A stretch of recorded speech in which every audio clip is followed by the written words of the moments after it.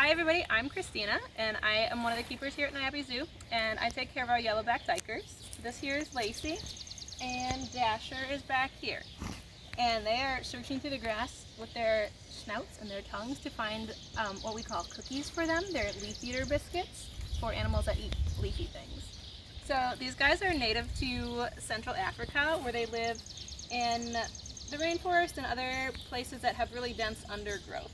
And I think they're really cool animals. They're kind of hidden back here in the back of the zoo, and they're very shy, so sometimes you might not see them when you come because they like to hide in the tall grass all around.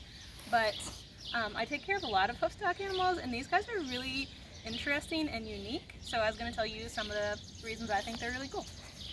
So like I said, they're called duikers. There's several species of duikers, and these are some of the largest species actually. Some duiker species are very small.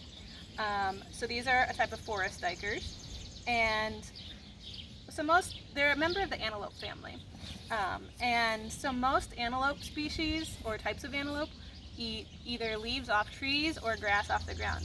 These guys actually eat fruit a lot, and so they specialize in finding all the fallen fruit like in the rainforest, and they go around and they sniff it out. They have really good senses of smell, and they eat fruit. They eat stuff that is even too big for some primate species and have really big seeds sometimes, so they're really important in dispersing some of those seeds too.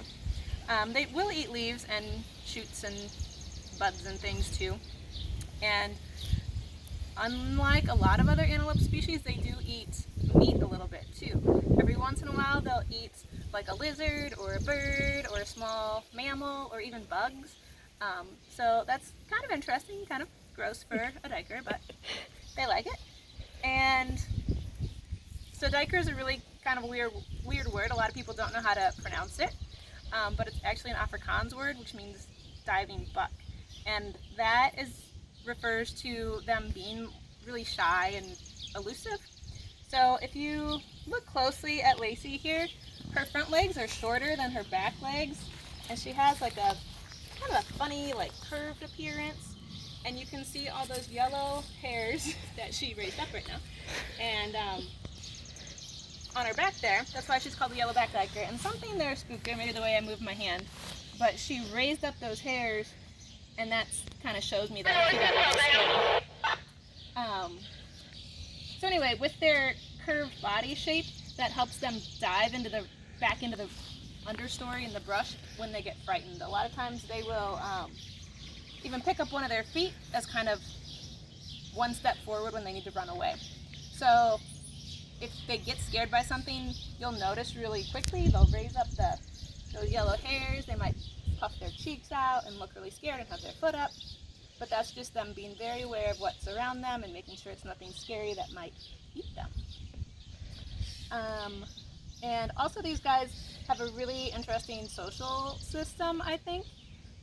A lot of antelope species will form big groups or have a male and a female that like maybe stay together, but these guys are pretty much solitary, and so you won't see them in big groups out in the wild. And here they're pretty content just by themselves. A lot of times you might not even see them next to each other. They like their space sometimes. But researchers aren't totally sure, but they think that the female might be the one that defends her home territory. And there could be a boy that lives in there too, but they don't really hang out together. They'll just go kind of their own separate ways, but live in the same area. And if you know what a termite mound is, it's a big mound of like mud that termites live in. And people have recorded duikers kind of hanging out on top of these termite mounds, and they think what they're doing is kind of looking around for anybody that they should be defending their territory against. So anyway, I think these guys are really cool, and I hope you check them out the next time you're out. They may be laying in the grass, but that's what they do.